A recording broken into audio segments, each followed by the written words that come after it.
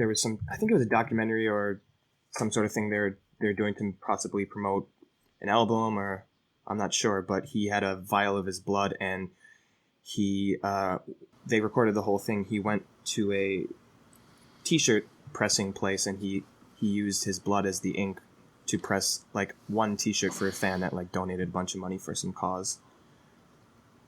Right. So you donate money for a cause, and then you get a blood-soaking shirt. That's great. That sounds like exactly what Shane should do. There you go. Yeah, my sifted shirt that he's sending me, you should like send him a link to that story and be like, "This is how I want to print it."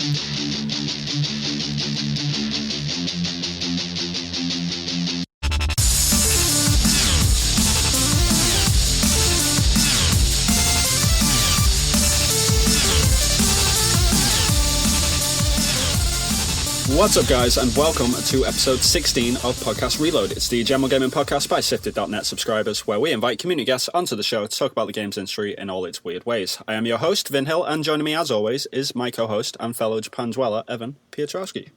Hello, everyone. And joining us as well is our first reoccurring guest, the ultimate Brent. What's up, guys? That's not really true. You had another guy twice. He just wasn't on the air twice.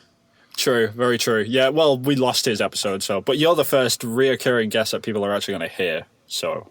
Well, like, proud. If I get a plaque, I want it to be specific that's okay. what it was. Right. It's going to be a lot of brackets, right? Just be very careful with how we word it on the plaque. Thank you. Indeed. I don't want anyone to think I'm really cool and I'm not. Exactly. You know, like when people come around your house and they see that gold plaque on the wall, it needs to be specific. Right. I can imagine how sad that would be. But yeah, moving on, community updates, any corrections, any updates, Evan? I don't think we have we? One correction. What do you call it's not a thumbnail, but the graphic would you call it a graphic that you use for what did I do? YouTube? Oh, okay, yeah, I know where this is going. Yeah, so the graphic for podcast episode 15 had my icon labeled as level 21, which would be my sifted level. I'm actually only 20. I'm working towards it. He just thought you'd get comments there, and you let him. Oh yeah, he's just trying to push. Yeah, I'm disappointed. Direction. Like I thought, That's what it is. As a father looking down at like a son, I wanted you to reach these goals, and you couldn't make it. I'm slightly disappointed in you. That's all. Like, and people, I've got to live with that now. There's only. I'm working hard. There's only a few 20 plus people on Sifted. Trying my hardest. Well, get on it, dude. Jesus. I'm just liking everyone's comments. I'm not even reading them. Those thumbs up give you lots of points. I shouldn't say that, should I? People are just going to do it. They don't. Okay. All right, they really cool. Don't. It's like 1 point or something. I remember you telling me about it, Brent, once. It's just like, it's almost useless. I listed it out somewhere. Basically, showing up every day is the most important thing you can do. Right. Writing blogs is probably... I probably shouldn't be saying this, right? Anyway, I think writing blogs is good, but there's a max you can get per day. So however you get to the max is irrelevant. If you comment, post in the forum, you'll probably hit it. Yeah. Yeah, it's like drinking too much Gatorade. Eventually, you just piss in electrolytes. It's not really helping your body. That seems really related. Those dots line up somewhere. Why was that the first thing I thought of? I don't know, you weirdo. All right, cool. Moving on. Brent, we've got a new question for you this time, man. A bit different from last time. And the question is, if you could have any developer make any game, remake, sequel, new IP, or whatever, who and what would it be? So, I've been playing the entire Dark Souls series and Bloodborne. I want to see From Software make a Star Wars game with lightsabers, but with that kind of deliberate combat. Okay. Nice. Yeah. That's what I want. It's pretty similar to mine. I had like a Dark Souls type game, but set in like feudal Japan. So, yeah, we just want more serious games as soon as. Neo kind of that? Yeah, a lot of people have said that. I think you mentioned that, right, Evan?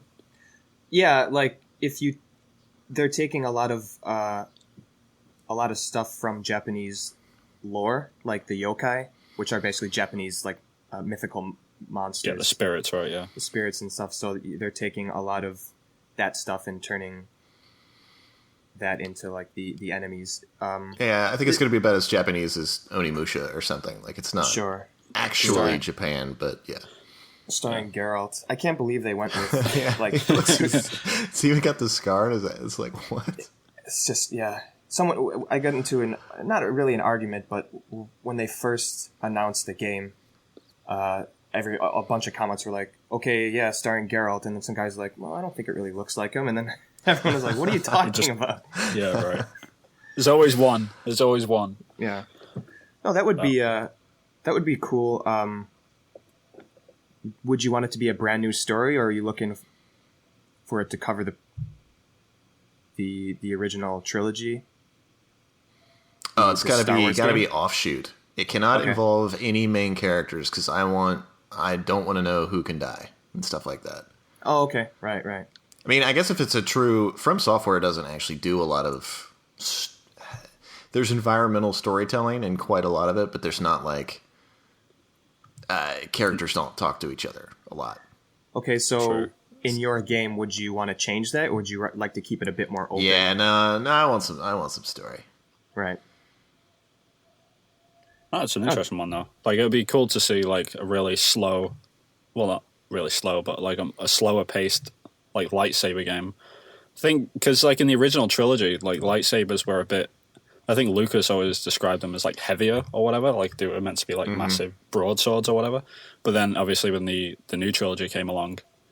Yeah, I don't even know what to call them anymore. Feathers. The prologue... the prequel trilogy? Yeah, that'll be it, right? Yeah, when they came along, everyone's just like dancing around. Like half of the stuff they do just is completely irrelevant to the fight. Yeah, it's interesting to see movies, especially action movies, pre Crouching Tiger, Hidden Dragon, and the Matrix movies, and then post because that type of choreography that was all over China, like the wushu, which is actually the sword battling stuff that they do in Crouching Tiger. It was that type of choreography was used in movies for ages, and then it became popular. I think both predominantly with those two movies, and then after that, you get all this kind of ballet-esque sword fighting. It's just and wire work, stuff right? Like it's like they like the movie industry, like Hollywood just picked up the fact, hey, we can use wires in our movies. Yeah, and then that was it. Like they just went a bit overboard with it. It's funny, actually, when I saw Crouching Tiger, Hidden Dragon in the theaters, when it was like the first time they kind of just start floating in the air for no reason and like jumping on them, like people were laughing, but it's supposed to be kind of like beautiful and poetic, and the audience is supposed to understand like this isn't possible, but this is the style that these movies are presented in, and everyone got used to it. But it's funny to see like old action movies from the 90s. It's like the most basic choreography. Like there's a roundhouse kick and the guy ducks and then just punches the guy in the chest and he falls down, and then I was watching I've been recently watching the Matrix trilogy, and oh my god, like how some of the people die in that movie. Them movies are just it's hilarious. Like he'll just tap him in the side of the face with his foot or something, and they'll like do a front flip and like be on the floor or out. And it's like, he got hit by the one. It was pretty true. This is true. Like that would be the good like movie excuse, right? That would. You can waive that movie logic. It totally makes sense because he is the one. So I'll take that. It's funny though, is the series got farther, like the final battle in the third Matrix where they're just like in the air bouncing off each other. Oh Jesus Christ! There's no stakes. It was just stupid. Like I felt like right. That's kind of why I didn't like the fighting in Crouching Tiger, Hidden Dragon. I didn't know what they could do. It's like, well, apparently you can fly now. What else can you fucking do? I don't know. Like, if I know that you're at least bound by somewhat physical limits, then I know when you do something exciting. But, like... Yeah, it's not grounded enough. Towards the end of the Matrix, like, I don't know. He could have reached through reality and grabbed his time heart. I would have been like, fine, okay, I guess. Who knows, man? Yeah, it's a good point. For an American audience or a Western audience that wasn't if familiar you're not used at to the it, time, you don't know they don't establish the rules of the world, right? Yeah, so It does. I kind of look at it like the best way I look at it is with the movie industry, especially like in the 90s and the early 2000s when they were just doing like all this crazy wire work. It's kind of like if you give a kid like Photoshop for the first time, the first thing they do, like they start throwing lens flares and blurs all over it and stuff, and it's just like this horrible mess. But they have to go through that learning period to like get to the good stuff, you know. So I think that's sort of what the movie industry has done. Why are we talking about movies? Yeah, what were we talking about? Star Wars? Pretty sure this is made by Evan's From fault. Software. It's all good. Yeah, no, I think that's a cool one. Too bad they didn't show that game at E3. You might have won a bet. I got my 5 Star Wars games. Yeah, we got a shit talk did about you? it, right? Did you? No, yeah, I got my 5 Star Wars, but I lost on other stuff. Okay, all right. I lost count. Vin and I, when we were watching, we were trying to keep count of how many Star Wars games, and I got a bit confused. I saw 4, but I guess there was 5. I can't remember anymore, but one of them I think you could have said was already out, and it might have needed to be new. But then I'd given it as an example during the podcast when we gave like I said, Lego Star Wars will be shown, but like the way I worded it was that it would be a new game, but I also gave it as an example, so who knows? But it didn't actually. I didn't win, so it didn't matter that much. Right. Yeah, soak it up, Evan. Hey, I didn't bring it up. 12 I brought it up on points. a couple podcasts. Yeah, you did. Yeah, 12 points. 12 measly points. Cool. So moving on, what have we been playing this week? Start off with you, Evan. Have you been playing any awesome retro games this week? Well, you know me, the latest and greatest that the newest generation of consoles has to offer. I just, what was it called? Monday, maybe? I platinumed Infamous 2, that new game from Sucker nice. Punch. It's a bad platinum. Second Son? No, think further back. Evans, I have to preface for this. Like, Evan's only got a PS3. He doesn't own a PS4. It's an ongoing joke that like he always plays the new Vin's games. just waiting. Like, Evan, what have you been playing? It's just some game. Like it's hilarious, man. It's awesome. I love it. like when, and then you just when did that game come out? You go to Wiki. It's like 2009. Are you kidding me?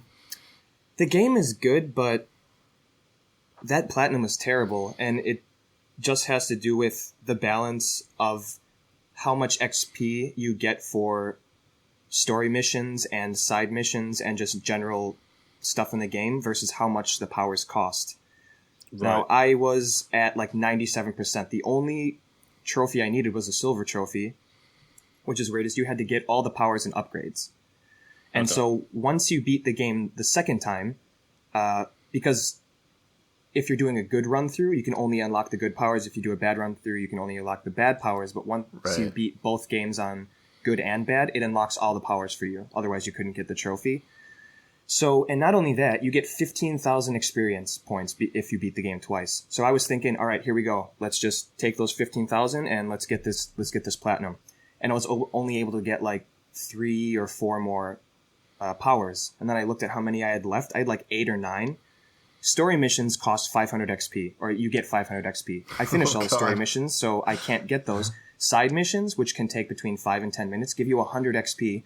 And I'm looking at powers that cost like 4,000, 5,000, 3,000. So, like,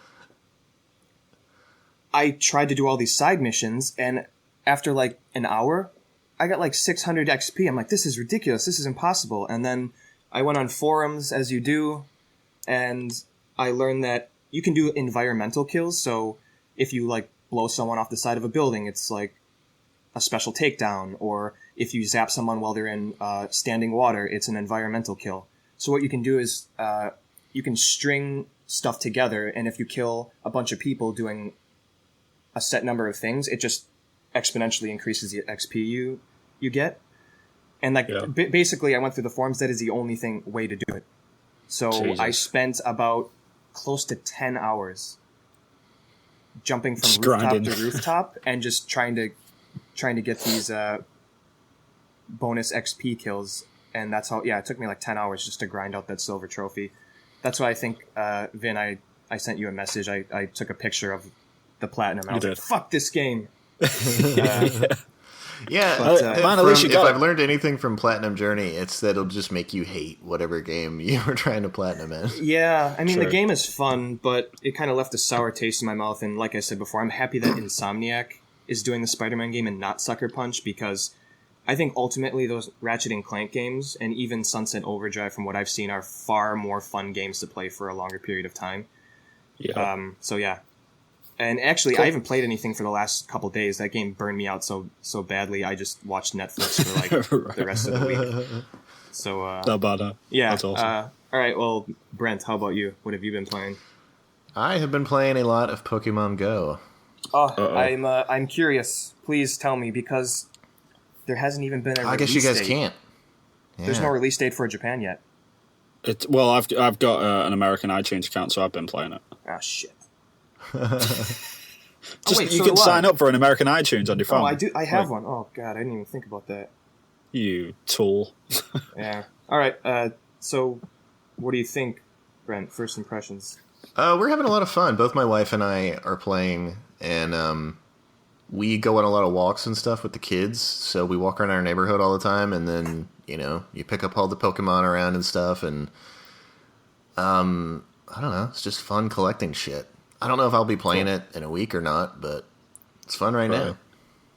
How is it, like, because I've literally just made my character, I haven't even walked out of the house with it yet, but, like, does it get boring just collecting? Because you don't actually fight the Pokemon, right? You just collect them. Yeah, I think the collecting's the fun part. You can do fighting if you go to a gym and it's unclaimed, you can claim it. If someone else has it, then they're not on your team. You can pick one of 3 teams, I guess. You can fight them for control of it, and that's really the only fighting there is. And there's no strategy or anything. I guess you can choose a Pokemon that would work well on them, but then you just click furiously and hope you win. But the way it works is that, so if just I went to a gym and took control of it, I can put 1 Pokemon there to defend it. And anyone that wants to attack can attack it with 6 Pokemon. That's a bit unfair. But if I had 5 friends, we could all put our strongest Pokemon there to sit there and defend it. So it encourages, like, having teams in that respect. Yes. So, like, if we're around town and we're the blue team, if we see a gym that's under blue control, we should just stop by and drop off a Pokemon. Even if it's a piece of shit, it's something. Right. And then as long as you are defending places, you get like a little bit of the currency that you would otherwise purchase with money. Okay. But I haven't really come across anything that required it anyway. I mean, there are some things where... So, like, if you're stuck in an office all day, you can use this stuff called incense that will attract Pokemon to you. Okay. So you can do that if you don't want to walk around. Well, that kind of defeats the purpose, doesn't it? You don't get much, though, man. It's not a good way to do it. Really, just get out there. Go for a walk. Or play a different game, man, if you don't want to do that. Right. Yeah, I don't know how I feel about it yet. I mean, I'll have to play it, obviously, but like everything that I've heard about it, it just feels like it's going to be one of those one-trick ponies that everyone gets bored of after a week. I just don't know. Yeah, but I'm okay with that. Right. I mean, it's free, right? I don't need it to be my new favorite game of the year. I'm enjoying it right now. True. Evan makes a good point as well. Like, it is free. It's not. Yeah. It's not like it's a detriment on our wallets or anything. Cool. I'll be interested. I'll be interested to see like how it comes along in like a week's time or something. Yeah. Yeah. I'm guessing like 2 weeks is probably the amount of fun you could have with it. Maybe, I don't know. Right. Well, I think how in a lot of shooters like Call of Duty, if you don't play Call of Duty multiplayer, like at the beginning when everyone is learning, then you come in late and everyone's like a super pro and you're still a noob and you just get ripped. I think this might be like that, because eventually people have really powerful Pokemon guarding the gyms, and it's like, you're not going to stand a chance. Right. Yeah. Your little 12-power rat is not going to beat their 900-power Super Phoenix whatever. Right. Yeah, so it'll be interesting to see if people have to like get on a train and go into the mountains or something, so they can find like an empty gym somewhere to level up or some shit. That'd be hilarious. I mean, that's the thing though. You don't actually need to do the gyms at all. Right. You could just collect shit. Just an additional thing. You collect stuff and evolve them, and I don't know, just collect them. It's fine. Isn't there only like 70 to 80 Pokemon on the game at the moment?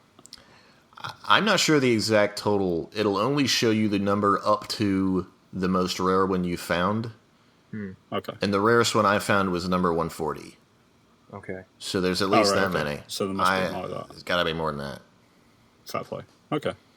Actually, one last thing is I'm curious because I actually, once I get it, I'm downloading it right now, but I kind of want to wait for it to be released on the Japanese App Store. I wonder if like I could take a taxi down to Nintendo headquarters. It's only like a 10-minute ride, or I could just walk there or take the train. I wonder if like Nintendo headquarters is like a special gym, or probably not. I bet you it is. You know, I bet they've got like gyms set up all over that building because no, they're not actually developing it there, are they? No, but I don't know. It might be some. It's this other company. But I'm curious. Yeah, it's a new company. Yeah, once I get it, I'll take a trip down to Nintendo and see if there's anything there. Fair play. Should join their color team.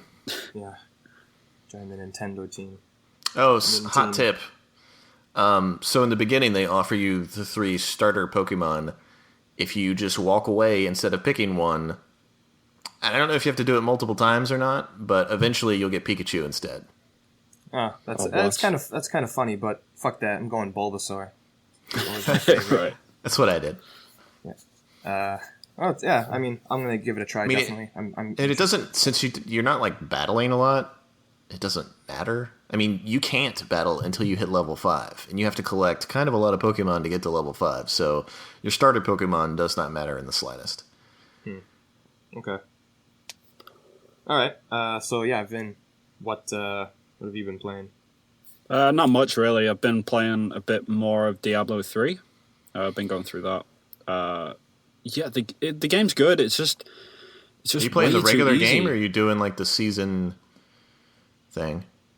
I'm just playing I'm just going through the campaign at the minute, just the normal Reaper of Souls console version. Oh, okay. It's just way too easy. That's the only thing that I've run into it. Like I've died like once, maybe. Yeah, you gotta crank that shit up. Yeah, I mean, when I started the game, booted the game up, it's like, hey, do you want playing easy, medium, hard, or extra hard? And then like after extra hard, it's got like all these different torment, banners of like stupid hard and really hard, and it just continues to ramp up. But they're like all grayed out, so I was like, fuck it, I'll go hard. Like I played Diablo 1 and 2, and I was just plowing through it, man. I just wasn't even like my health bar wasn't even getting down to like 80% like the whole time. It was just like bouncing back up the whole time. The problem is that on hard, you're making like 100% extra XP or whatever. Yeah. So if you start at hard, you need to, after the first couple levels, you need to bump it up. And then continue doing that. By you finish the game, you should be at like Torment 4 or something. Yeah, I went into the settings and I changed the difficulty to hard. Extra hard. And then I went to the one after that as well. And then the game was still just as easy. Like my HP was only getting down to like 60 in most fights, like on the boss fights or whatever.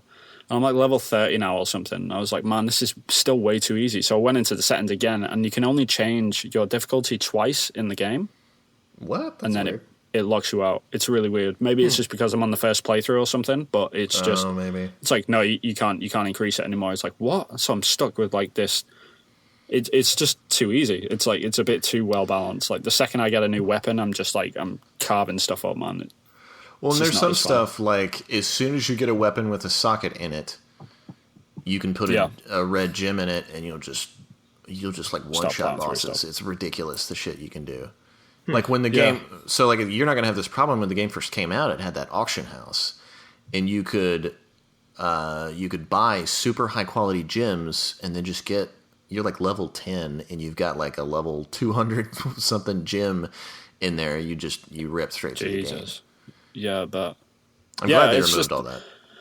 Like art-wise, story-wise, everything's great. You know, I like the mechanics, I like the loot system, I like everything about the game. It's just way too easy at the minute. You know, like I kind of want to finish a playthrough so I can go back and replay it, like on Torment freaking 10 or something. You know, it's well, yeah. like Once you've beaten it, you can do all this seasonal stuff where like you play adventure mode, which is like they give you 5 like quests in an area. You just go to an area and like kill a particular dude and stuff like that. But the higher difficulties release greater rewards, which you need to upgrade when you're at that point. And then you, so you're playing at like Torment 10 and stuff like it.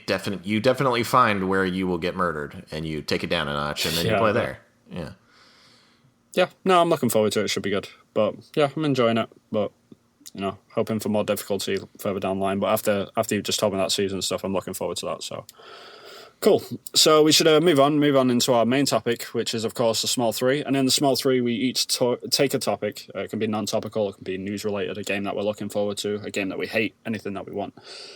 So in traditional sense, we're going to kick off with our guest, which is you this week, Brent. What is your topic for the Small Three? My topic is video game movies. So traditionally, video game movies have been kind of shit-tastic. Right. I'm not sure we're quite out of the woods yet, but I thought that Warcraft was a step in the right direction. It's not a good movie, but it's not a bad one either. I haven't seen it. I'll take your word for it. Yeah, I've not seen it. It's not... It tries to do a lot of things, and it does... It tries to do... Let's say it tries to do 10 great things. It gets like 4 of them. Okay. But that's a lot better than like... Yeah, that's a lot better than like Alone in the Dark, the movie, that tries 0 and gets -10, you know? Right. You know what I mean? Yeah. Like, so no, it's not going to... The point is, it's, you know, it's a real director. They've got a serious budget behind it, and now we've got Fassbender doing the new Assassin's Creed movie, which actually looks kind of good. Yeah, could be good. I mean, I'm trying to hold out like hope for it. Like I don't want to. I want to go into that movie with 0 expectation, you know, because if it's good, then I'll be happy. Yeah, I mean that's the way you should approach every movie. Yeah, true. Sweet, I just caught a Bulbasaur. All right, all right. Sorry, guys. So my question is, what game would you like? What game do you think would make a good movie? Not game would you like to see as a movie, but like what do you think would translate well? I don't know. I mean, for me, the obvious but it hasn't like already been done. Like, I think the obvious answer is The Last of Us, and I want to disqualify that because it's already a movie. Sure. Good point. You see what I'm saying? Yeah. Like, there's not a whole lot that would be different than just seeing what happened play out on screen. Every Naughty Dog game in the past 10 years could be a movie, exactly. Pretty much. I don't know. Have you got one, Evan? You can kick us off. I guess. I mean, if lots of games have potential to be good movies, I guess more, or some games more so than others, but a movie adaptation that I think could be really cool is a Castlevania movie. Just because. I can see that. Sell it to me. Oh God, I didn't even really think this one through. Well, I'm a massive fan of the Hammer horror films. I don't know if either of you are familiar with them.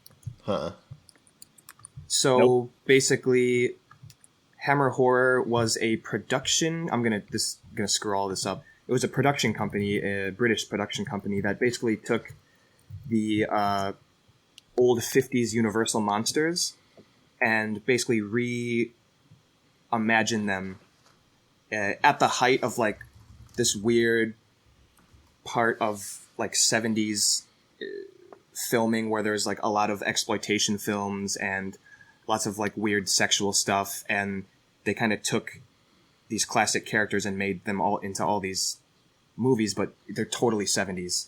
But they did such a great, you know, it's the classic Dracula movies they made with Christopher Lee starring Dracula. Yeah. And then cool. Peter Cushing, you know, Mr. Grand Moff Tarkin from Star Wars, he was Van Helsing.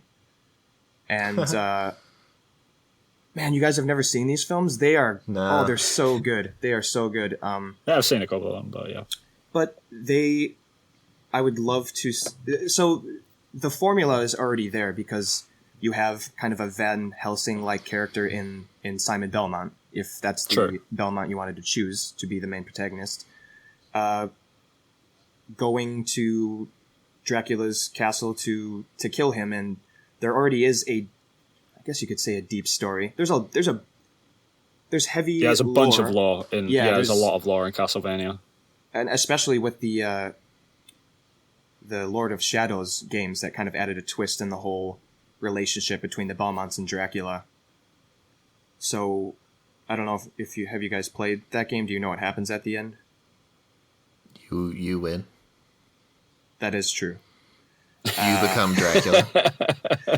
Do you guys want to know? The game came out quite a while ago. You kill stuff. Well, you got to think about the listeners as well, man. Well, yeah, go for it. Okay, so guys, major spoilers. Isn't it like a Super Nintendo game? Oh no, it's a PS1 game, right? PS3 game. This is the one that Kojima Productions did. Look, man, no one's playing the PS3 anymore. You're fine. Yeah, no one cares. Right. So I don't even know what Belmont you are. You're like the first Belmont in the line of Belmonts before any of the other Belmonts in the history. And your wife gets killed, and you go on this mission to kill the Lords of Shadows, and then at the end of the game you fight Lucifer, and you defeat Lucifer, and in the prologue, after the credits roll, this guy that you're with in the game, he ends up going to this castle, or whatever, I don't know what it is, this really dark room, and you find out, like, the guy that you were playing, the Belmont, actually becomes Dracula. Okay. So sweet. And then that could be an interesting story. And then they fight, and he throws Dracula out of a window, and it's present day. He's, like, in the middle of a city. Well, whatever. Like, the whole idea is, like, they're linked by... The Belmonts are linked by blood with Dracula because their ancestor, one of their first ancestors, is Dracula. So I think there's a really cool story to be told there, and like just imagine some of the fight scenes, and they can go crazy with the enemy design, because those Castlevania games take creatures from like mythology all over the world, and I don't know. I'd love to see it. I think I just want another Castlevania game, to be honest. But, like a good Bloodstain's coming out soon, so. Oh yeah, there you go. So yeah, like I think it could be a cool movie. Yeah, that's mine. Vin, did anything come to mind? Yeah, I think the one that jumps to mind, probably the most, like, just for the atmosphere, I'd say, like, I'd love to see a Bioshock movie. Yeah. That'd be really cool. Oh yeah, that'd be awesome. Really, really cool. Just like discovering all them characters. Like, just thinking about Bioshock 1 recently, because the remasters got announced. I was just thinking, like, a couple of weeks ago, man, they would make really cool movies.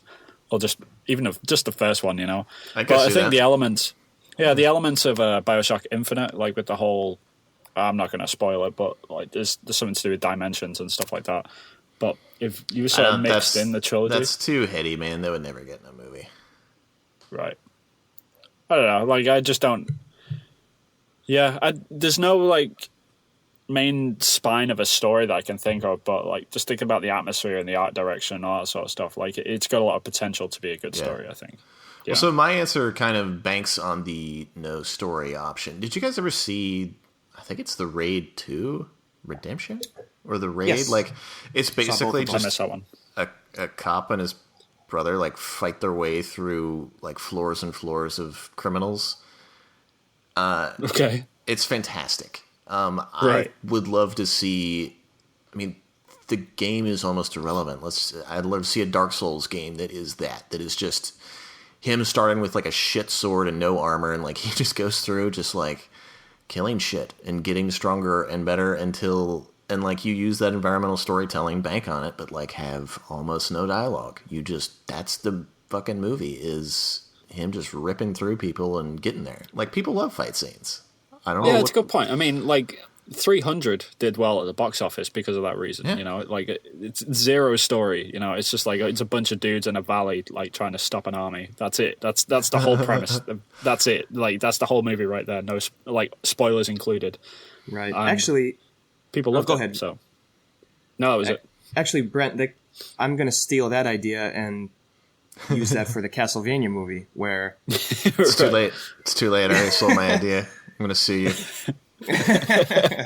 yeah, you know, like It's already in pre-production. he start like how almost all the old Castlevania games start. You start off in front of the castle, and you get in the castle, and you know Dracula's quarters are like literally at the top of the castle. So castle's on lockdown, and the Belmont's got to fight through the entire castle to reach Dracula, and then he kills Dracula, and it's like end of the movie. That's it. Right. No, that could work. Although, like, you know, kind of like whip choreography. I don't know. No, not you and this whip again. God. From Ongoing jokes. yeah, well, the movie will have a spin-off VR whip game, first person. Nice. God, if it's made by Square Enix, it would. Yeah. Oh God.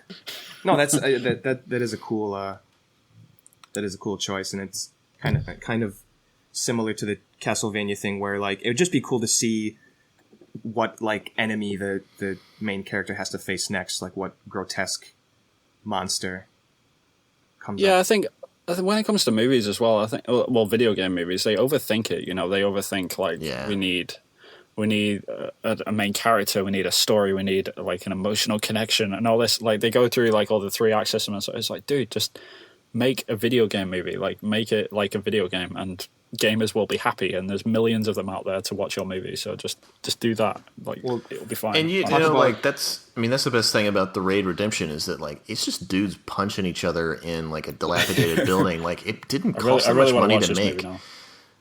So I mean, I think it did really well. So it probably made a shit ton of money. But like, just stop making huge blockbusters. Like I thought Warcraft was fine, but like it probably cost $200 million to make. Like maybe don't choose Warcraft or something where you have to create an entire fucking world. Yeah. Like we, I kind of shat on Last of Us as a movie, but like it would be easy to do. Right. Yeah. I mean, 3 actors done. Did it well. Yeah, it's like 3 actors in the woods. Yeah. God, that was like the most ignorant version of the movie industry we could come up with. 3 actors in the woods, yeah, fuck it. Well, I mean, it would certainly be cheaper. Yeah, it would be cheaper. This is right. Yeah. Well, Yeah, it's strange. Like when I saw the Warcraft trailers, I was kind of, there's so much like CGI in it, like game-based CGI. I'm just like, man, it would have been just better if they just made a CG movie. Like it's funny, the orcs are like the best thing about it. They're so well done, it's stupid. Like, and the human actors are so bad that you're like, God, just show me the orcs. Why are they so much better at this than you real humans? The casting is like the worst thing of it. Whatever, I'm not going to get into that. Yeah. But one thing, I know that the Ratchet & Clank movie did not do well, but I wonder if it was expensive to make. Because if we're getting to the point where you can... Yeah. Like, I don't think the movie looks super different from the game, honestly. If you get to the point where you can just, cut scene out a movie and release it, eventually you're going to have someone do that with an actual script attached to it. And that's got to be cheaper than, I don't know, shooting a normal space movie. Yeah, probably. Yeah, I mean, well, its graphics get better in games as well. There's going to be these movies just coming out of them where they just give each other assets. They just string the cutscenes together, call it a day. Right. Yeah, and like, I mean, that's what we do on South Park. Like when we're working on that, we get so much stuff from like SPDS from the South Park studios. That's cool. Because we actually use their assets a lot of the time. Right. It's gotten to that point now where we don't have to downgrade it or make it a 3D object. Or it's like, no, just give us your shit and we'll use it in the game. Like, it's easy. That is pretty wild. Like, just imagine 15 years ago being able to almost like completely control a South Park episode, basically, right, within a game. Yeah. Like, you wouldn't even think it would be possible. But apparently, like, after Stick of Truth, like, I've no idea. Like, this isn't confirmed, but I heard like South Park actually used like a load of assets from Stick of Truth as well. So they actually like used stuff from the game in the show because it was like, it's already been made. We might as well just use it. That's interesting. Nice. So yeah, and then that wouldn't surprise me. Last note, why not do that with movies? Speaking of like graphics getting better and making this Ratchet and Clank movie and using some of the same assets. I think they did. I don't want to. I'm not interested in playing Overwatch, but just seeing some of that those promotional shorts. Yeah. Like I would love to see an Overwatch movie, like a game that doesn't need any lore. Like those are great. It made me I would interested trade in, like, never the playing that characters. game again for a CG movie made by Blizzard. Yeah, like how those guys and girls over at Blizzard, like absolutely amazing work on that stuff.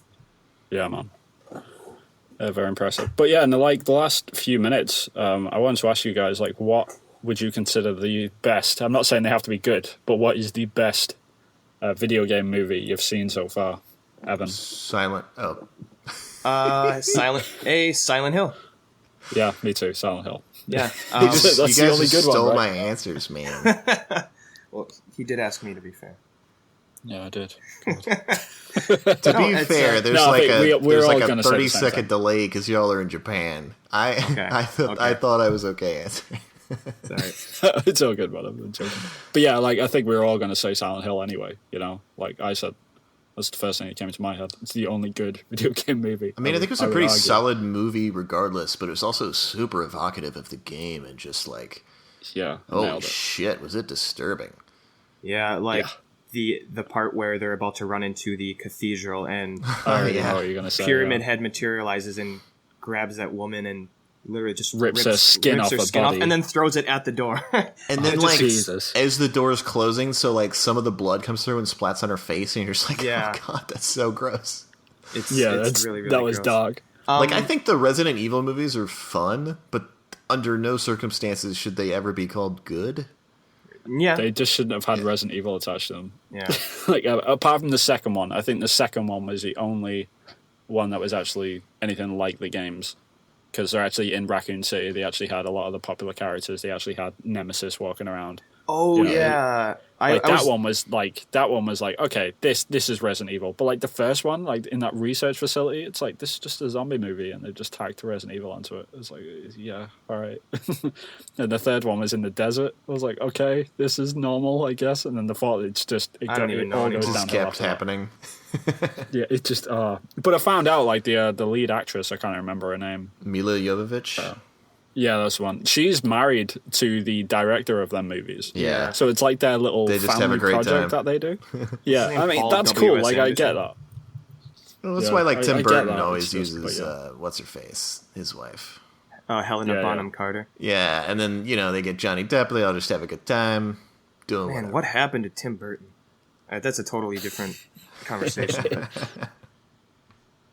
Yeah. Alright. He needs to make cartoons again. All his stop motion stuff. He needs to go back to that. I'd love to see another one of those. Nightmare Before Christmas is a great movie. Still, It's one of the best. Yep. Cool. Yeah. Okay, so we should move on. Evan, what is your topic for the small three this week? so speaking of A Nightmare Before Christmas, my topic is our thoughts on the PlayStation Plus / Games with Gold stuff. The hell has that got to do with Nightmare Before Christmas? It doesn't. It doesn't. Right. It's the worst segue ever. Yeah. I think we dropped that whole thing, like trying to think of segues because it just doesn't work. Because we're bad at it. That's why. Yes. There's no other reason. That is, No that one is the does actual that, answer. though. That's... like, if it comes up, No, I fine, think- but... Right. Yeah, I think we had one listener said to us once, like in the comment section, just like, yeah, you guys should do better segues because, it's really disorientating when you move from one subject to the other. I'm just like, all right, we'll try, I guess. But You find well, who the that host is, didn't work. and I'll ban them. You have the power. Well, one thing that You annoys genuinely me could. about segues, especially because listen to so many podcasts, is when someone does a good segue, everyone comments on how good the segue is, and it defeats. Yeah, the they don't purpose just of the let it segue. Yeah, lie. and it ruins Yeah. it, right? The whole purpose of it is to flow naturally into the next thing without skipping a beat, and then everyone says, "Nice one," and yeah, which we've actually done on this podcast. So being a hypocrite Hypocrites for days. Yeah. But anyways, yeah. So I just wanted to get your general thoughts on PlayStation Plus and the Games with Gold program. Now, again, apologies to people who are predominantly Xbox gamers. I don't really know much about Games with Gold and the games It's pretty they much the release. same nowadays. Okay. But I guess I'll throw this first question to you, Brent. What are your thoughts on the value of each service, or just whichever one that you're more familiar with? Like, do you... So, I actually have both. Okay, cool. Which I just now realized, which means I need to go cancel Games for Gold. But right. But I actually use PlayStation Plus a lot. Like, I have a Vita and a PS4, and like, you get kind of a lot of games if you have both systems. If you were willing to play PS3 games again too, then you'd do that too. But I totally get why they need a yearly fee to do internet stuff. So I'm cool. I was kind of cool with that regardless. But I've gotten kind of a lot of sweet games for free. I'm kind of surprised if there's, and there are people out there that own a PlayStation system and are not subscribed to PS Plus, because even if you get 2 games out of an entire year, you pretty much make your money back immediately. Yeah, 2 games that you would enjoy playing, which on average you're probably going to get well above 2 games from free a year that you would play. You'd get way more than that. It's just, I signed up for it a couple years ago, and I think when I first got my PlayStation 3, I didn't know about the service, or I wasn't familiar with it, and when I finally got it, I just felt so bad. I'm like, I can't believe I didn't get this sooner, because it's so nice. Like, the value is there. It's kind of crazy that it's that cheap. I really like that a lot of the free games are indie games that I never would have picked up. Sure. And I'll be like, sure, it's free, whatever, let's play this. And like, some of them are pretty fun. Like, it gets me to try stuff I never would have tried otherwise. Right. There's a lot of guys out there that just complain about the service and say, the only thing that they put out is indie games and stuff. And so I was thinking, would you have actually bought those games otherwise? Would you have ever tried them? Because there are a lot of people out there that are just like AAA only sort of gamers, Yeah. So, yeah, it's probably good that they almost not force upon them, but, like, there's an excuse to try out these little, like, smaller games, So that's a good point. And, okay, so the next question is, do you think, and this is something that I thought about because I only have a PlayStation 3, and I think within the last year, the value of, or the quality of the games they're releasing on PS3 has decreased significantly, but I understand why. But anyways, do you guys think the value of either service has increased or decreased in recent years? It goes up and down, and it depends on a lot of things. Like, before the PS4 came out, like, the PS3 was just banging out like AAA game after AAA game after AAA game, and it was just every single month it was like a new, like, oh my god, this was $60 at one point, and now I'm getting this for free. This is awesome. But then when the PS4 came out, obviously they couldn't start giving away PS4 games. They just don't have that same library. Yeah, it just wasn't as strong. And even now, like 3 years in, we probably will start to get bigger games now for the PS4. So we'll start getting like Killzone, Shadowfall is probably going to come out soon. Like, that infamous game, stuff like that. Yeah, exactly. Like, I guarantee, without fail, in the month of like October or whenever, like the month of the new Tomb Raider game coming out for the PS4, I guarantee the definitive version or the remaster of the first one is going to be on there, Sure. Because they do that all the time. Whenever a sequel's coming out, then they automatically put the old one on there for free, sort of thing, just so like, hey, get sucked into this ecosystem. Yeah. So, yeah, I mean, it's going to come. It's just, I think we're going through that adjustment period of the new console. I think that's what's doing it, maybe. When you said the PS3 value had dropped, do you think they just ran out of good games to give away, like that they had the rights to? So now they're just kind of like sifting through the dregs? Sure. I just remember when the PlayStation 3, they kind of had already turned things around in their battle with the Xbox 360, but they started releasing some killer games for PlayStation Plus. It was just like I'm looking at the list now. We had Bioshock Infinite, the Devil May Cry reboot game, Metro Last Light, Remember Me, Tomb Raider, Lone Survivor, Thomas Was Alone, Arkham City.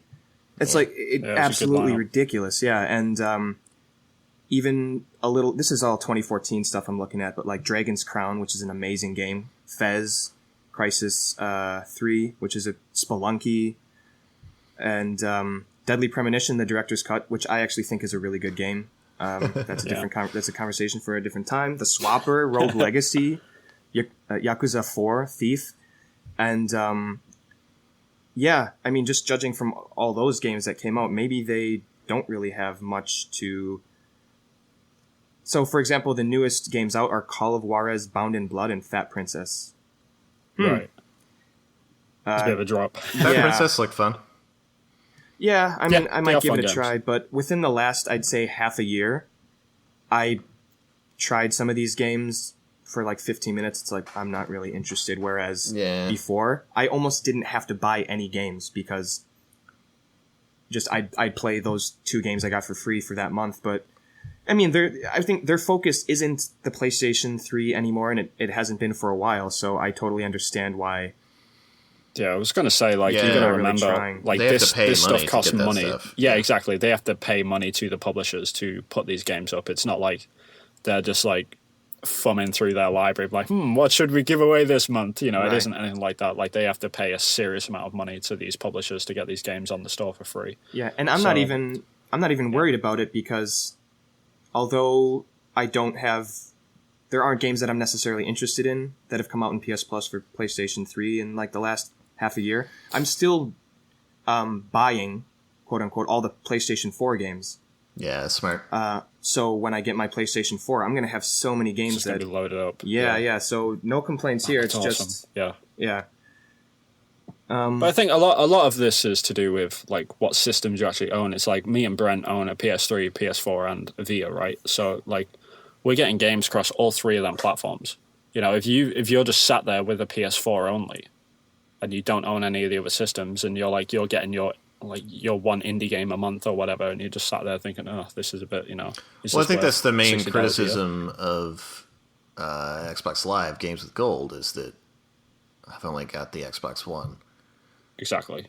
I mean, I used to have a 360, but like I don't have that anymore, so it's just kind of like, that game's kind of shit. Like, and then the other problem is I don't play the Xbox One, so if I want to get that game, I'm like, all right, I guess I'll boot up. It'll do its fucking updates for an hour, right? And then like I'll figure out how to use its goddamn menus that are retarded, and then maybe I'll play that game. And the answer is no, I don't do that. Oh, fair enough. All right. Can you not like go onto the website or whatever and like go and log in and just download your game? I don't know. It's really easy to do that on PlayStation. I don't know if you can on Microsoft. It is. You should check, bookmark it, you know, just in case. Maybe the Scorpio will make a comeback. Yeah, maybe. If it's the most powerful thing, then so follow the gamers, I think. Sure. Indeed.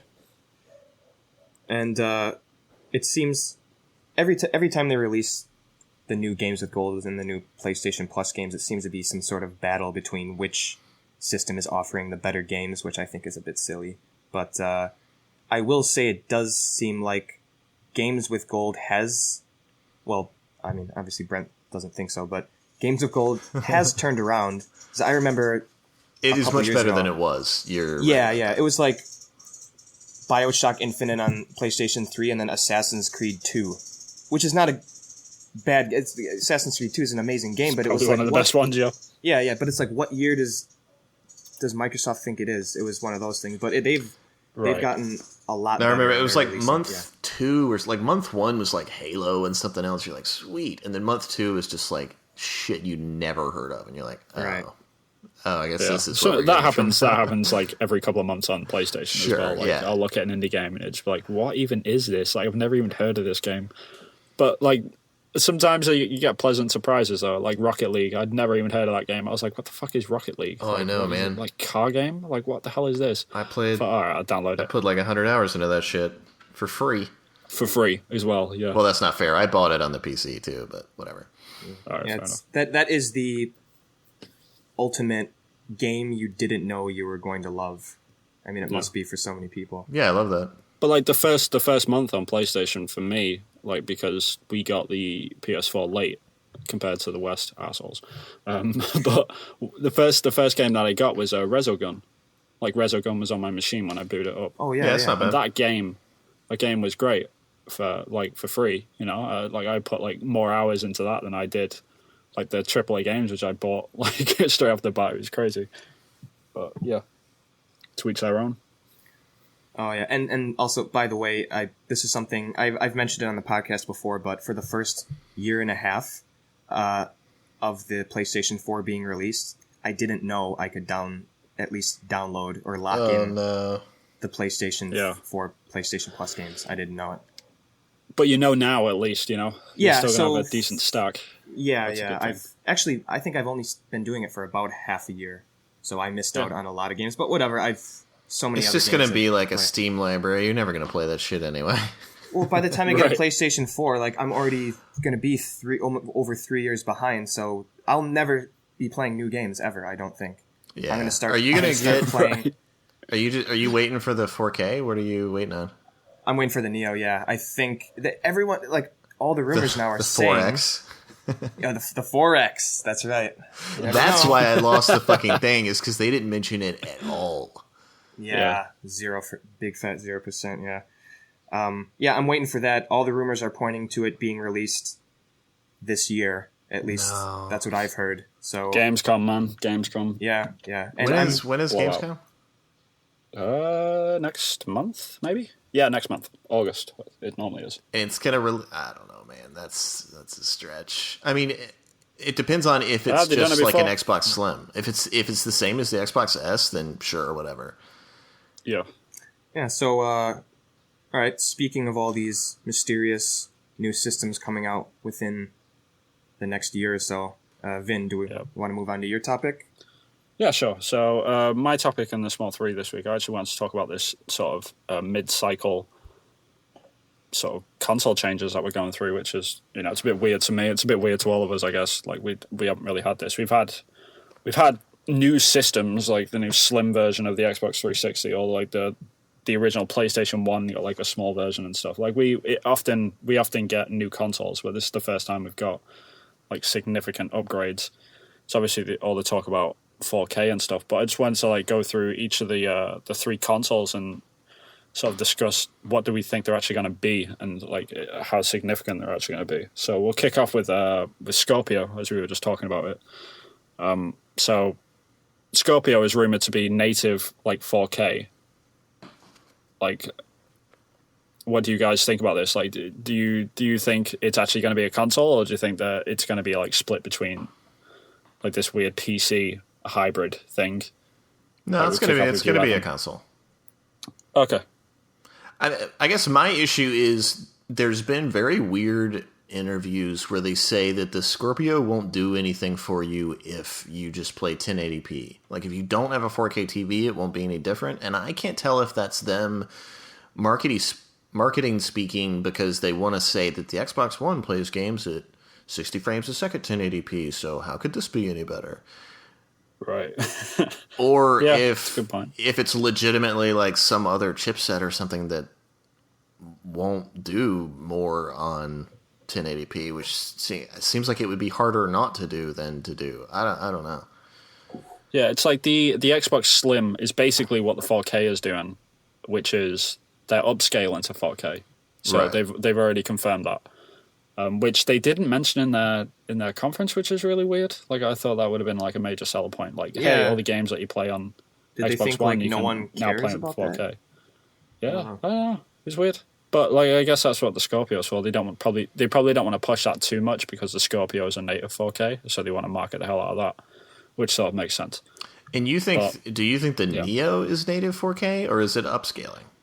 I think it's upscaling. No, I think they said it was native. Are you serious? Pretty sure they did.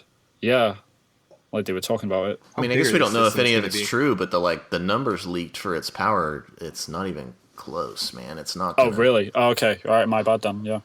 I mean, it's not even close to the Scorpio, is what I mean. Like if that's. But I'm not. I mean, okay. Do either of you have a 4K TV? Nope. I do not. Who does, man? Like we're all pretty nerdy and like. No one has 4K. I wouldn't even buy one if I had the money. But saying that, like, I remember thinking back, like, when I got my Xbox 360 and, like, when that first came out and I had my standard def, like, chunky TV, you know, like, the glass and stuff, you know, like, the ting-ting, like, the old, like, you kids won't remember these days, but yeah, right. So I had one of those TVs, and because I had a 360, like, after a couple of years of owning the 360, I was like, man, I'm thinking about getting a 1080p. Like maybe. So you think HD it'll help drive 4K adoption? I think so, yeah. Especially if we've got that's Scorpio a huge win-win and for Sony.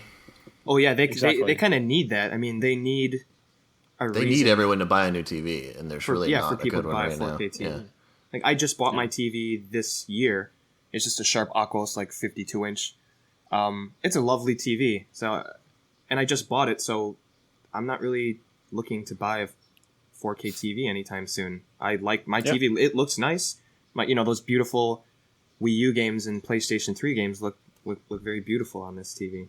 I mean, and like the PS4 and the Xbox One can barely run shit at 1080p. So like, what? I don't know. If I'm worried that as underpowered as the PS4 and Xbox One were, is exactly how underpowered the Neo is going to be, and maybe the Scorpio won't be. I don't know. Yeah, by the time they come out, are they just going to be already outdated? By PC or whatever. Yeah, it's constantly chasing. Yeah, and I would have rather that they chased making your games run at 60 frames a second as opposed to 4K. I don't know. I guess this is me personally. I just don't give a shit about 4K. I think I'm like right there with you. Yeah. Frame rate is more important to me at this point than 4K. Yeah. Yeah, I mean, maybe that would be a good option for us, though. Like as gamers, like if we went out and bought a Scorpio or a 4K and a PS4K or whatever, and we plugged it in, it boosted all our games up to 60, like at 1080. Then, would that be something that you guys are interested in? Day one purchase. Fair play. There you go. But you're a PC gamer as well, though, right, Brent? Do you play on your PC at all? Yeah, I play on whatever has the game. I'm pretty agnostic. It's just that you like the two. Like, I am decidedly a PlayStation gamer if I have a choice between that and Xbox. But if I have a choice between all three, I'll probably get the PC one just because it's going to look better. Right. Yeah. Or if it's Arkham Knight or some shit, and you just have to avoid it. But yeah, right. But do you think now that Scorpio has been announced, do you think Sony are gonna adjust what the Neo is at all? Like, if it's really releasing this year, way too late. Yeah, they can't. I wonder what. Did they actually announce though that it was coming out this year? That's the thing. No. I mean, they haven't. No. The only thing that they've announced. They agreed that it exists. That is all they said. Yeah, that was it. But everything else is just rumors, right? So yes. like. Everything else is just they can change whatever they want whenever they want. So they could say, "Oh yeah, it's not coming out until the end of next year now." Like we never announced it, so and like next year it could be like a native 4K machine or whatever. Like we just don't know, right? That's still 1 year to generate a whole new hardware setup. True. I don't think we will get a 4K native machine anytime soon in that case, but yeah. Or that the Scorpio was just a response to stuff that they heard that they thought the Neo was going to be, and maybe the Neo is more powerful than the Scorpio. Who knows? All our stuff's like leaked numbers from whoever. Like we don't really know much at all. Yeah, it's like everyone, like even Sony and Microsoft are adjusting what they're doing based on rumors. Like, right? So Microsoft hears about the Neo, so they adjust, and then. Yeah, the Xbox Sony S hears about the Scorpio, like so they adjust. Yeah, it's constantly chasing this bar that's being pushed forward. But I'm just curious with the PS4K and the rumors of it releasing this year. Do you think that that's tied to PlayStation VR coming out in October? Definitely, yeah, I think so. I mean it's got to be right. That's but if the it was, why it. didn't they mention it during E3? They talked about PSVR the whole time, like. This would have been a great time to be like, and it'll run great on the PS4X. This thing. Right. Yeah. The PS4X. That's the name. I'll never let it go. Yeah. Well, we don't know yet, do we? they could. It's got to be the PS4K, man. It's just got to be it's just got to be, right? I'll say this right now, Brent. If it is called the PS4X, I would happily give you my E3 Bets title. I would hand it over to you because that would be the trophy. You'll mail me the plaque. I'd mail you the plaque. Yeah. Well, I'll make the plaque and then I'll mail it to you. Okay, deal. All right. Bets are on.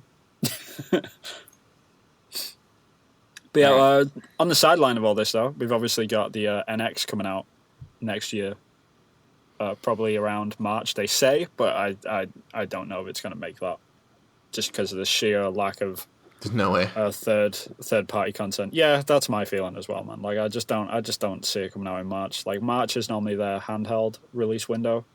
I think it'll be like August. Yeah, it's got to be, right. Like it's such a weird time to release a console, and then there's no third parties have still got dev kits, pretty much. Like there's a few third parties like Square Enix have got dev kits reportedly, but no one in the West has got dev kits for the NX whatsoever. Like it just doesn't exist. Like no one knows what it is. You cannot make a game in a year. I was so disappointed. Go ahead. No, I was so disappointed when that story about that guy from CD Projekt Red saying that the NX was amazing was like a misquote. Or like it was taken out of context. That's what I heard. So, you remember that? I figured he was article, porting right? The Witcher.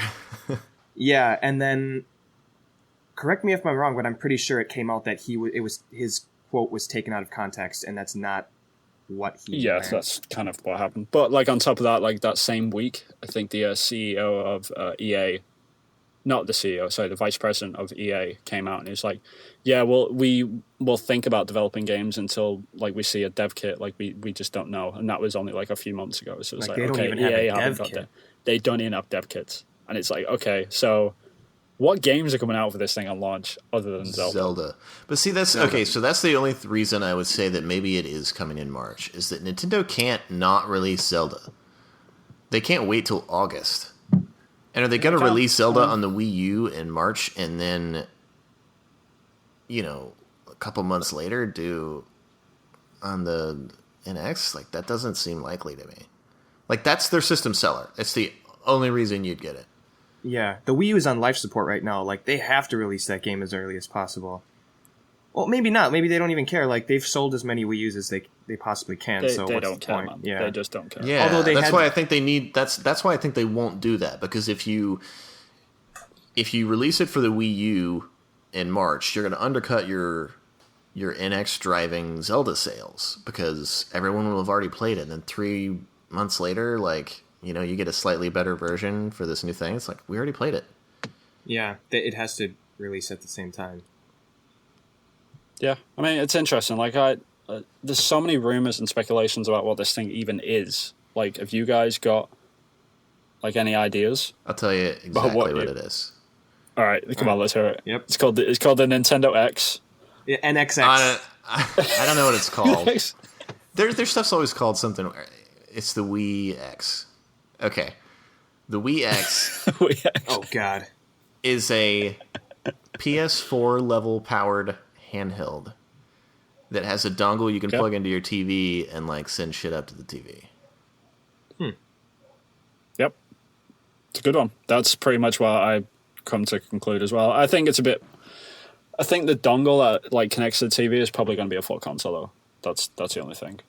But I do think it's they've probably just sat there and looked at the Wii U and was like, what if you could take the gamepad outside? I think that's probably the only thing that they've... Yeah, I think they went the wrong... They should have put more of it in the pad instead of more of it in the console box. Like, I think this might be the new 3DS. The new generation of handheld is just this. And it can do more stuff when you plug it in a TV, but you don't have to. Yeah, it sort of confirms that, like, the release window that they were going for, which is March. Like, every single handheld that they've released in the past, like, 20 years or something, they've always released like in Q1 to Q2, and all their consoles have been at the end of the year. So this would be the first home console release. That's the business that makes money is their handheld stuff. Yeah, no, it makes sense. But even their handheld stuff's going down. Like, I mean, the 3DS, like, while it's quote unquote doing well, it's their lowest selling handheld, and like ever. It's like it's the lowest selling handheld console ever that Nintendo have ever put out. It sold 60 million units, and there's so many like different variations that you can buy, and it's like I don't know anyone that hasn't bought more than one 3DS at some point. Yeah. You know? So, like, how much them numbers actually are, how many customers they've actually got, like, I don't know anymore. Like, I think mobile is just killing them. So, it kind of worries me that if the NX is another handheld, then, you know, I don't know. It's kind of worrying. But what about you, Evan? What do you think it is? The NX is a system that... when I become president... So far, I like this a lot. It's going to be a system that allows you to play NES games, Super NES games. I don't really care about GameCube or N64. No, you're talking fantasy already. So you've already lost me. I mean, it'll have Virtual Console. Is Nintendo that what you're don't saying? do that. Yeah. Or it's going to Nintendo have the don't do gigantic Nintendo port and then like a top-loading SNES port? That'd be awesome. I'd play that. Dude, wouldn't it be hilarious if they just came out on stage and was like, we're not actually making a console, it's an iPhone app, hey, and everyone was just like, what? Like, and it was just like NES and Super Nintendo games and N64 games, like for your iPhone. You could just buy them at like $2 each or whatever. Yeah, it's like, and we'll leave you with one last thing. Here's what fireworks look like on the NX. Yeah, I think your guess, both of your guesses is as good as anything that I've heard up till now. Obviously, the whole handheld portion of it is going to be, I think, one of the main components. And I think that, to some degree, they're just going to merge their handheld with their console. And I don't know exactly what form that's going to take, but that guess is as good as any. I think it's just going to be a smaller sized version of the Wii U pad that you can take out with you, and it's just as powerful as a PS4. Oh God, I hope it's smaller. I can barely fit that thing in my backpack if I could take it with me. It's huge. I mean, essentially, like they've a said that they're going to have Vita that can stream to your TV. Yeah, I think there's been rumors everywhere that there's going to be like remasters and backwards compatibility for the Wii U. So they've got to follow that format in some respect. You know, there's got to be some form of a tablet or handheld or something that you can use. Yeah, you're right. Like away from the actual console, like without, like how can you make backwards compatibility without that stuff? So like we've got to have a handheld of some sort. Like, but the speculation is like if you can take that out of the house and use it as the actual handheld console as well. Like that's the big one. Right. And Nintendo has it wouldn't make sense for them to try to get out of the handheld market in any degree. Right. And so they'll keep chugging along. They have enough money and there's they've got so much money. Man. Yeah. They've got so much money. There's no need for them to pull out of the console market or the handheld market, but maybe they're just redirecting their strategy and just like, let's just put them both together. Doing both. Yeah, I think no, you're probably right. I think they're just merging their markets, and I kind of feel like Microsoft might do that as well at some point. And I'm kind of thinking that the Scorpio, like, because they're being quite shady about it, but I kind of feel like the Scorpio might be like the Windows 10 version of what a Steambox is, you know?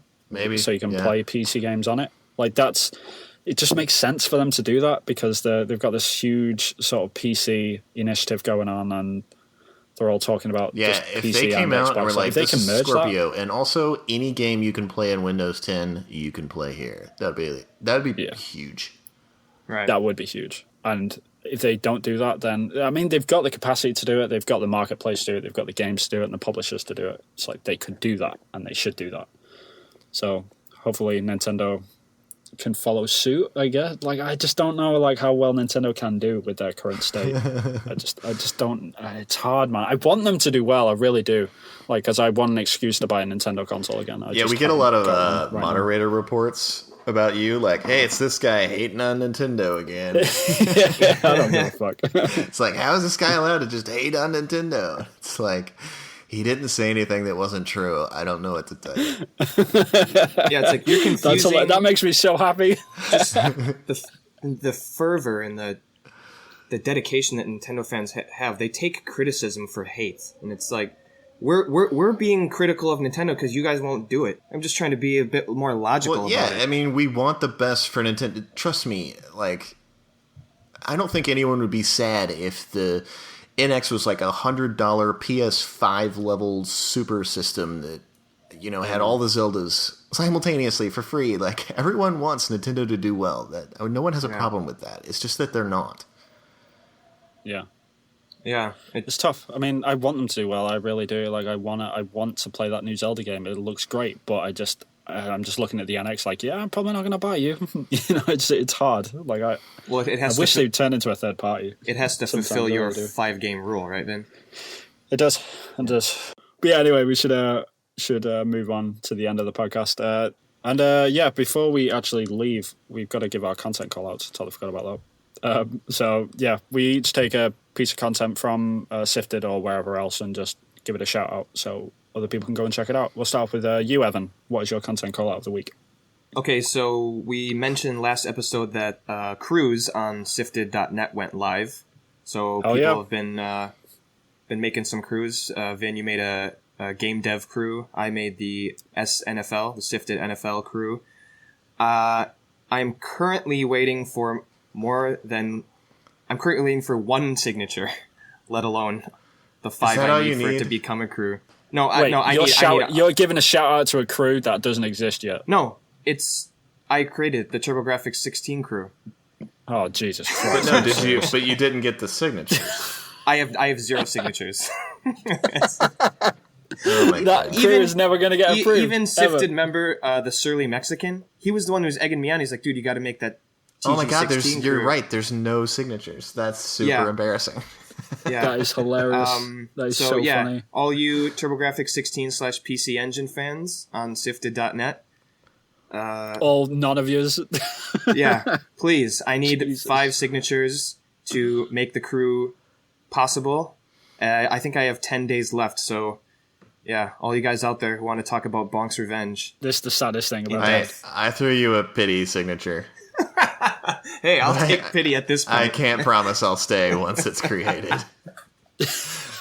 I don't want to see those posts. Shit, man, I'm not even giving him the pity signature. I'm not. Come on, Bonk's Revenge. I might play that later today. I got my emulator, my TurboGrafx emulator. I was just about to say on my Nvidia Shield, like the Android TV set thing, I've actually got a TurboGrafx engine on there. Oh, I haven't got any games for it yet, but I could play it on my TV if I wanted to. Bonk's Revenge. But I'm not gonna. Yeah. Bonk's Revenge. Speaking of a game that describes your sex life, Vin's newest thread, Bonk's Revenge. Sorry, that is a good one. Anyways, yeah. So I need some signatures. I got 1 from Brent, so need 4 more, please, guys. If you're interested, obviously, if you don't give a shit, don't sign the thing. Well, Brent did. Everyone's gonna leave once they sign. It'll just be you and alone. Yeah, in that crew. Actually, I don't. Yeah, I want the crew to exist. So even if you don't give a shit about the TurboGrafx 16 or the PC Engine, just sign it and then just leave, and I'll talk to myself on it. It's fine. I don't care. All right, Brent, what's your content call out of the week? So, if you've been following me, I've been pretty obsessed with Dark Souls series lately, and I was really considering doing Platinum on Dark Souls 3. Ooh. And you're insane. There's kind of a lot of grinding towards the end that you need to do. And the latest Platinum journey of Shovel Knight showed me that I should not do that. That I should just let him do that stuff because it looks awful, but it is very entertaining to watch. It was a very cool episode. Also, bonus, I set up a Discord chat room for Sifted. Everyone's been asking for live chat for a long time, and I'm not going to build it. But I did not know that. We set up a Discord room. It's you can find the link in the forums. It's actually pretty rad. Awesome. There's a I would rather use that than Skype and all this other stuff. Cool. It's got great voice chat and text chat and like a mobile app that's good. It's surprising. Oh, really? Awesome. Yeah. We'll check that one. All right. Sweet. Vin, how about you? What's your content call out? My content call out, I don't actually think it was featured on the Sift, rightfully so, because it's not really game related. But it's pretty meta. Yeah, it's pretty. Yeah, my call out is to Easy Allies Bosman on Trial. I don't know if you guys have seen this. Yeah. God, it cracked me up. But like when, for listeners that haven't watched it, basically when Kyle Bosman and Michael Huber go up against each other at E3, like they make bets and stuff. Huber's won it again. Like, guy is beasting it recently, but all because of Don Casanova. But the bet was when he lost the bet, he had to play The Legend of Zelda before a certain time, and it was just like really strict contract which Huber had put together and stuff. But Bosman sort of wiggled out of it in a kind of a hilarious way, like the troll that he is. So they put him on trial, and it's like this video of like 45 minutes of it's so long. Like all the easy so it's so funny. It's great. It's great, and they're all just sat there and they're all trying to take it as seriously as possible. And they all call witnesses to the stand, and they're all just like hacking Bosman apart. It's brilliant. It's well worth the watch. And because they did it live as well on Twitch, they actually got all the viewers and all the people that were watching they voted live in the chat. Yeah, they actually voted. So the people watching it, they were the jury. Oh, okay. It was close. It was like 51-49. It was a really close vote. It was very close, but don't tell them what the ending is. Go and check it out. It was 51-49. That's 1 point away from what the whole Brexit. Yeah, Brexit was. Yeah, it was 48-52. Yeah, that's interesting. I take a side note. I apologize for the state of my ridiculous, retarded country. I apologize. Bunch of wankers. I'll give you a pass until November, and we don't elect Trump, and right. Then I'll give you shit. I know, President Trump. Yeah. That's if we elect Trump, then I can't say a word. That's the only reasons Americans aren't like hopping on this story right now, because we can't say anything yet. We're too scared. Yeah. Too scared. Yeah. There's so many idiots. Yeah. Who knows, man? The White House will be the Gold House. I'm telling you, it's gonna happen. The Gold House. Yeah. Right. Guy won't last a month. Someone will kill him. I'm telling you. Anyway, moving on from politics. Yeah. Yeah, coming up to the end of the podcast again. Just want to say a massive thank you to Brent for coming on short notice, man. It's really cool. Like, I think we lost our guest that was meant to be on, like at last minute. So yeah, really cool. Yeah, I try to get email or messages sent out to people 2 weeks in advance just to let them know because they put in their name in the hat like months ago, and if you only give them a couple days, like, oh hey, by the way, you're the guest this week, it's like, well, dude, I have plans. You got to give me some heads up. But this one just fell through. No replies. Person's still on the list. We'll just have to move them down a bit. But you live and you learn. I'll have to start sending those messages out a bit earlier so people can prepare and open up their weekend for the podcast. Yeah, to be fair though, like after 16 episodes, this is the first time it's happened. Right. So, and it all worked out. Yeah, thanks to, I'm happy to elevate your podcast with my presence. Yeah. Indeed, with your PSX predictions. Yeah, right? you're 2 for 2. It's not wrong yet. That is true. It is not wrong yet. That is very true. I'll give you that. All right, cool. Brent, what is your Twitter handle and your sign off? It's at UltimateBrent, and my sign off is see ya. Evan. I am the stand user on Sifted, Twitter, and Giant Bomb. And you? Cool. And you can find me on Twitter at VinHillArt. You can find me and some of my finger paintings on there from time to time. Of course, you can find me on Sifted at VinHill. You can see me shit talking and getting reported to moderators about bitching about Nintendo. Yeah. Yeah, I'll definitely be on there. But yeah, from us guys, let's say a massive thank you for joining us as always, and we will catch you guys next time. So, ta-ta! Keep on sifting. It's going to be our new slogan.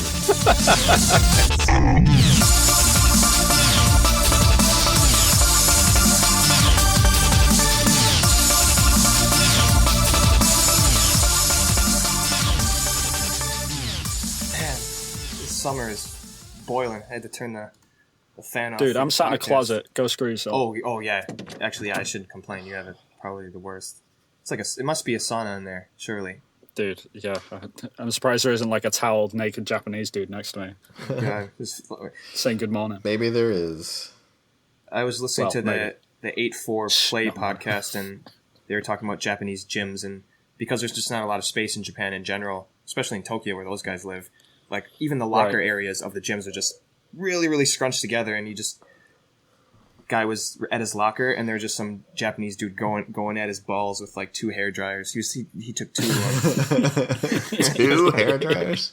Yeah, dude needed 2. I don't know. If you've ever seen the genital area of a Japanese man, it's a forest down there. So. All right, guys, I gotta go to sleep. All right. But I'm glad this will be the last thing I think about before I go to sleep. Okay. Well, hey, 2 blow dryers.